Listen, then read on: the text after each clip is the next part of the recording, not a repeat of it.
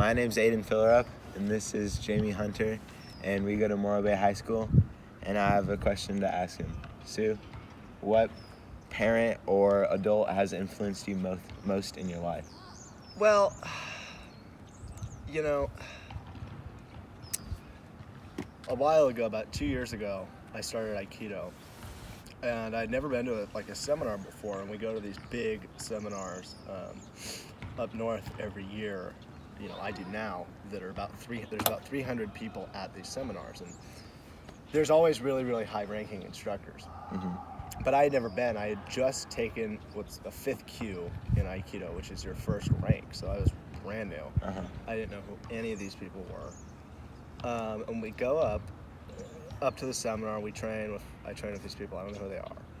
And we go to this big house party afterwards, and it was a multi-million dollar, I don't know how many million dollars, house in the woods of San Francisco. And I was like, wow, this is so cool. And we're looking around, and there was this old man standing in the front driveway. There's really not a driveway. The driveway's like 14 miles long, and they had valet parking. Uh-huh. So he's standing there like, I don't know what he was doing, but he was smoking. Yeah. And I was watching him, and somebody came up and handed him flowers, Uh-huh. and he took the flowers and threw them on the ground.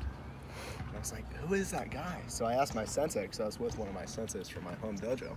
Yeah. I go, Sensei, who is that guy? And she goes, oh, that's Bob Nadeau, Sensei. And I'm like, who's Bob Nadeau? So I didn't know who he was, and then we went to a class, or the second day of the seminar, and I didn't know who was teaching, but I looked on there was this sheet of 3 teachers that were teaching that day. And I looked, and the last person's name was Bob Nadeau. Uh-huh. So I was like, who the fuck, excuse me, who is this? Sorry. I was like, who is this? And so we go up to teach, they clap 15 minutes before the class is supposed to start. Everybody lines up. The room is just packed. And Bob Nadeau walks out. He's like super old, looks like he's gonna die. Yeah. And I remember he walked by me and he smelled like smoke, so he's an old smoker, and I don't know, it's just not somebody you would expect to be able to walk.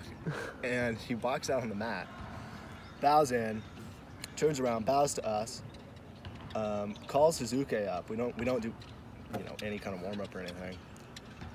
And he's all doing this really weird Aikido, and it was really flowy, and I was just like, what the heck is this?